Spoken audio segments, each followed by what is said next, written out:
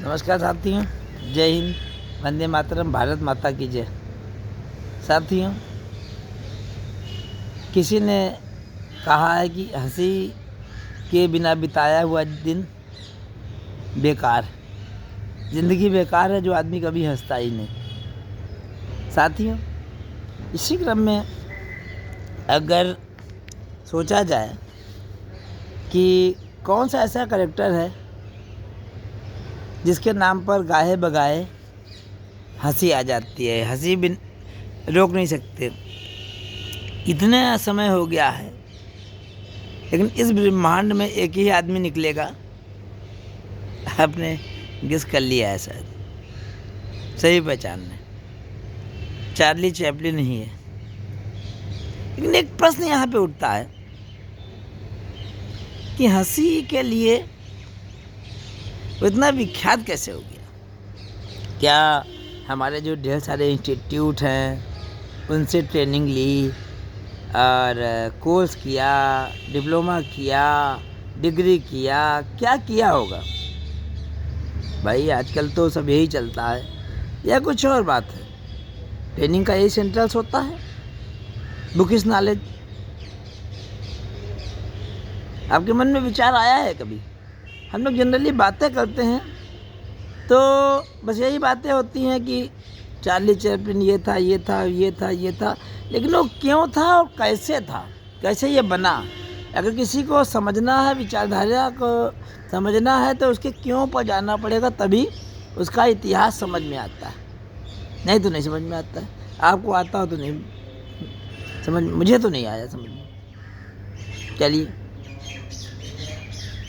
आपको ये मालूम होगा हिटलर और क्या कहते हैं चार्ली चैपलिन बहुत आसपास का इनका जिन दोनों लोगों का रहा। किसी भी उसकी जो है सफलता के पीछे परिस्थितियों का जरूर हाथ होता है। बहुत लोग चांदी के चम्मच के साथ पैदा होते हैं, लेकिन बहुत लोग जो है ना संघर्ष के साथ अपना जीवन जो है बिताते हैं। जितना संघर्ष होता है उतना ज़्यादा जो है ना सफलता मजबूत हो जाती है। डॉक्टर कलाम ने कहा है मनुष्य को विपरीत परिस्थितियों की आवश्यकता होती है, सफलता के स्वाद के लिए ये ज़रूरी होती हैं। कोई भी आदमी हो उसको संघर्ष के समय जरूर याद रहता है। साथियों, चार्ली चैपलिन का जो जीवन था ना, उसकी माँ सिंगर थी और पिता भी इसी फिल्म बैकग्राउंड से ही था। चार्ली चैपलिन का सब बैकग्राउंड से थे और सब कुछ अच्छा चल रहा था। चार्ली चैपलिन को भी नहीं मालूम था कि कैसे कब क्या होने वाला है। और जानते हैं जो शो वगैरह होता है, पब्लिक जो है जाती है एंजॉय करने के लिए जाती है। आप लोग भी जाते होंगे किसी सेलिब्रिटी को लेके। मान लीजिए कि आप जो है जो माधुरी दीक्षित का डांस देखने जाएं और वो बीमार हो या डांस वांस ना दिखा पाए, तो आपकी मनोदशा वो होगी, फिर आप स्वीकार नहीं कर पाएंगे, क्योंकि महीनों पहले टिकट बुक होंगे और ये होगा वो होगा, फलाने वो धमाके होगा। तो लेकिन उस समय कुछ भी हमारा मन इतना संवेदनशील नहीं होता है कि हम किसी को माफ़ कर पाएँ। भाई टिकट खरीदा होगा ये। तो कहानी का जो टर्निंग पॉइंट है चार्ली चैपलिन का, मैं उस पर आता हूँ। इसकी माँ भी चार्ली चैपलिन की स्टेज पर गाया करती थी हमेशा। अच्छा चल रहा था, कोई ऐसी समस्या ही नहीं थी। एक दिन स्टेज पर गा रही थी। अब इनकी परिस्थितियों में पता नहीं कोई भी बात रही हो हस्बैंड वाइफ में, तो फिर गाते गाते जो है ना उसकी आवाज़ रुक गई।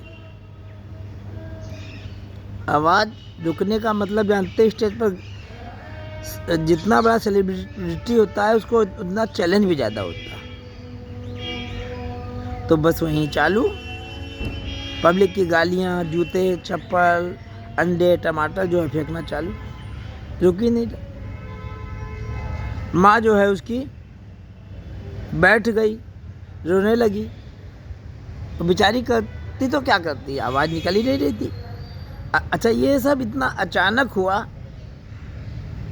कि किसी को कुछ सोचने का मौका भी नहीं मिला। वो आयोजक थे, उनको भी नहीं मौका मिला। पता नहीं क्या हुआ। एक आयोजक को क्या सूझा कि उसने जहाँ उसकी माँ गा रही थी वहीं पर ले जाके छोड़ दिया। क्या होने वाला था किसी को नहीं मालूम था।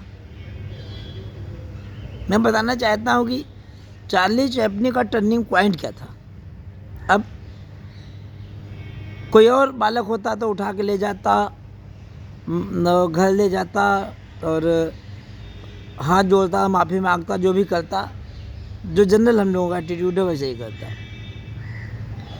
लेकिन चार्ली चैपलिन को क्या समझ में आया कि वो माँ की आवाज़ में जो वो गा रही थी वो नकल करके गाना चालू कर दिया। वही बात हो गई जैसे मैं किसी लेडी की आवाज़ में गाना चालू कर दूं, निकलेगी नहीं आवाज़।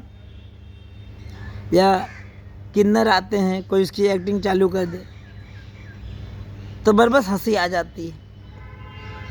तो चार्ली चैपलिन का ये जो अंदाज था वो लोगों को बहुत पसंद आया और खूब तालियां और पैसा आने लगा उसी समय तुरंत। चार्ली चैपलिन को खुद भी नहीं मालूम था कि ये होने वाला है। जीवन में नकारात्मक के बाद सकारात्मक भी अचानक कभी कभी ऐसा हो जाता है जिसकी हमको उम्मीद नहीं होती है। अब चार्ली चैपलिन को ये समझ में आया तो अब कि अरे ये क्या है, हमको तो लाइन मिल गई। तो फिर उसी दिन से पढ़ाई में मन उसको लगता नहीं था। स्टेज जाना वाना ये सब चीज़ें उसको एक बात तो समझ में आ गई कि नकारात्मक समय भी कैसे सकारात्मक रहा जाए और जो अपनी परिस्थितियाँ हैं उस पर लाचारी और आंसू बहाने की बजाय उसका लोगों के सामने मजाक उड़ाता।